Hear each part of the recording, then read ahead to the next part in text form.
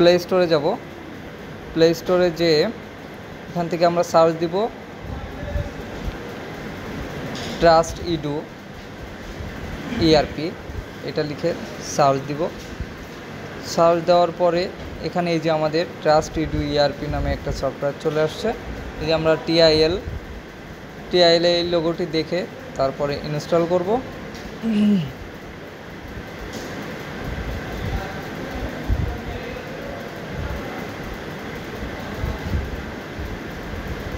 হ্যাঁ, ইনস্টল হয়ে গেলে আমরা এটা ওপেন করব।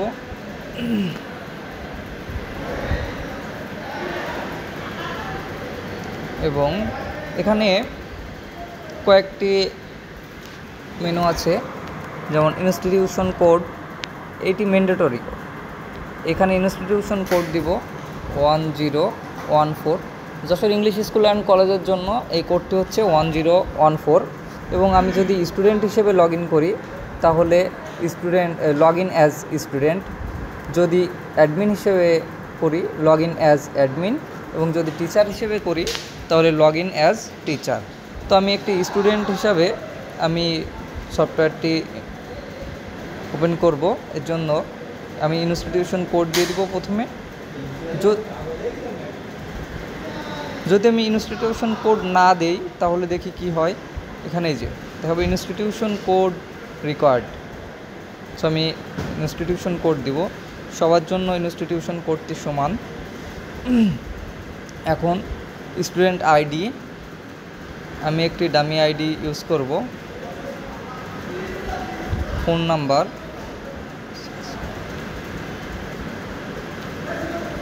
নাম্বারটি ইউজ করব এবং আমি একটি পিন দিব। এই পিনটি হচ্ছে সবার জন্য ডিফল্ট পিন হচ্ছে 2212 এবং স্টুডেন্ট। এই যে আমি এখানে দেখতে পাচ্ছি নাম হচ্ছে এমডি আনোয়ার হোসেন কেজি।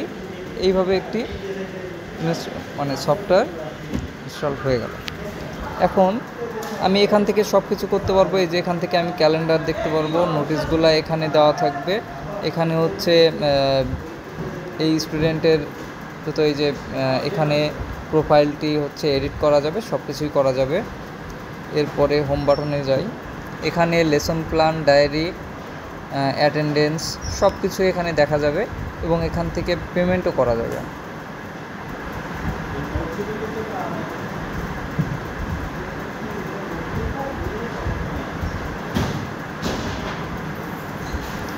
এখন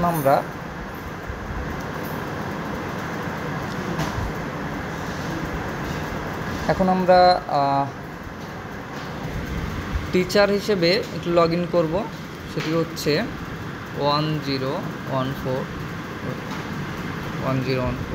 এবং টিচার হিসেবে যদি আমি লগ ইন করি তাহলে এই যে এখানে এমপ্লয়ি আইডি এবং ফোন নাম্বার, এটি সব টিচারের কাছে SMS দিয়ে দেওয়া হয়েছে এবং এই SMS থেকেই এই এমপ্লয়ি আইডি এবং ফোন নাম্বারটি দিয়ে লগ ইন করে নিতে হবে। এরপর হচ্ছে আমি যদি স্টুডেন্ট হিসাবে লগ ইন করতে চাই,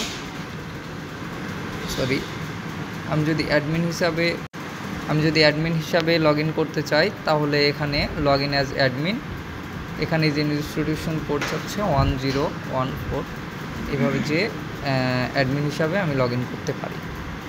এখানে যে অ্যাডমিন হিসাবে লগ ইন করা যাবে।